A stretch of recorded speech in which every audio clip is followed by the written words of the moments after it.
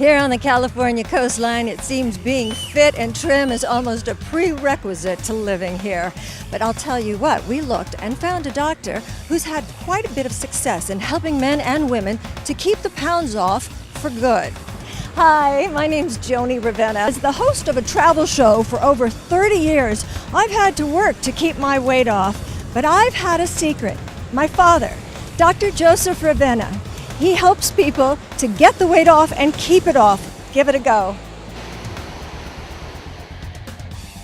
Welcome to my kitchen. My name's Dr. Joe Ravenna.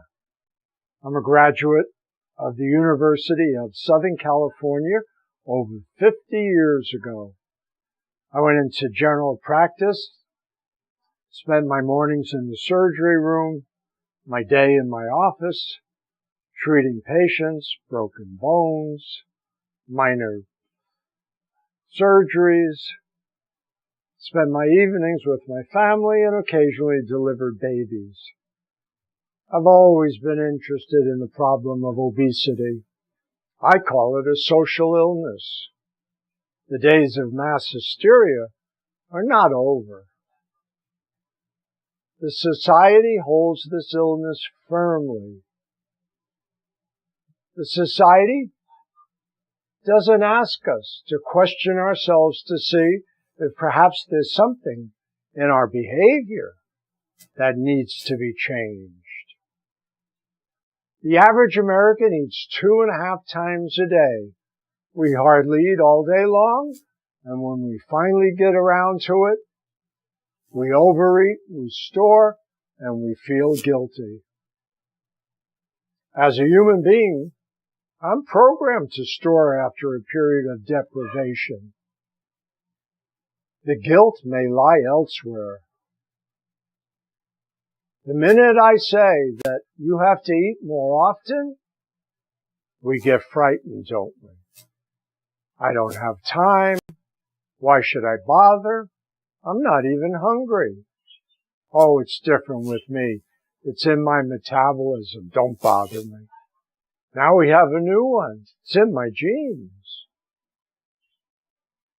Something in our behavior needs to be changed. A simple behavioral modification program.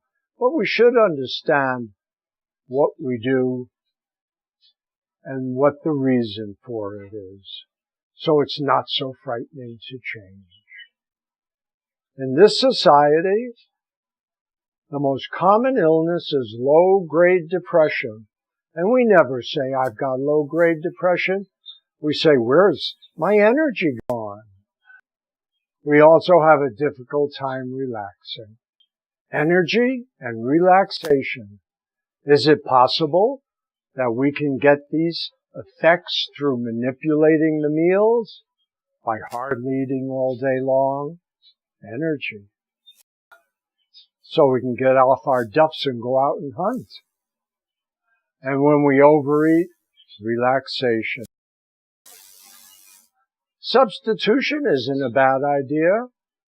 If I could teach you another way to energize and another way to relax that takes very little time, maybe I can show you a way to change. Where does the strength to change come from? It comes from our spirit. So why not do a meditative and physical exercise before each meal to gain energy? Our spirit. Let's meditate on our spirit. Sexy, that's a spirit. And humble, that's a spirit too. Sexy just for me, not for approval, not for disapproval. Somebody's bound to laugh when I ask you to dance your way to the table. And if we're laughing with them, then we are truly humble, huh? 20 seconds. Feel your muscles. Know that they're there. Give them a second to take some rhythm to the table. Give them 20 seconds. When we get to the table and sit down with our food in front of us, why not meditate on the food? Grateful. Grateful, not just for the food, grateful for being here, the good with the bad. Hold that thought, because we're going to do a physical exercise at the same time. We're going to put our hands into slow motion. And we're going to take a deep breath, and that'll help us slow down the breathing. Do this with me. You can do it. 20 seconds. Grateful. And then let's enjoy our food. Let's talk about food for a little while. Now, especially that we've gained our spirit back, huh? Let's talk about what we should eat and what we shouldn't eat. If I lived in paradise, I'd expect the food to be growing everywhere I walked, so I could eat as I went along. We tell the diabetics to eat 6 times a day. A bodybuilder that wants to show those muscles before a contest, he'll have to eat 12 times a day while he's losing some weight. So he only loses fatty tissue and not muscle tissue. So even 6 times a day is a compromise. But our society is set up for 6 times a day. We're giving mid-morning and mid-afternoon breaks.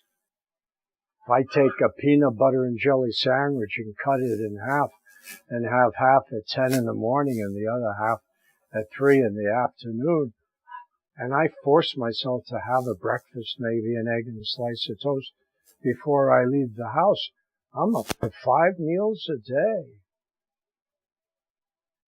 If I put aside an ice cream sandwich, maybe 230 calories, we're going to strive, if we want to lose weight, for 200 calories for each meal. But if I put that sandwich in the back, a bunch of sandwiches in the back of the freezer, and bring one out the night before for the next day, I've got 6 meals and I've had a reward. If I take a piece of fruit and cut it in sections so there's a sweet note after each meal, I'm rewarding myself all day long. Each meal should contain as much protein as possible. Beef, chicken, fish, egg whites. But we still want the dishes of our ancestors. The pasta and the peas, the pasta with the cheese, the tortilla and the beans, the taco with a little chicken, some salsa and lettuce. But let's prepare those things ahead of time also. There's a promise that says with the use of our imaginations, we don't have to discipline the behavior. So if you remember anything about this lecture, remember my middle name. Preparation, water bottle, 6 little meals, veggies without calories to fill up on, and our treats. I always think we should end a lecture on a good note, a note that encourages and gives us the strength to move on. I always think that in life, a dream never comes true unless we remember it. Prettier as I get older, I wouldn't mind. Keep your dream alive. God bless.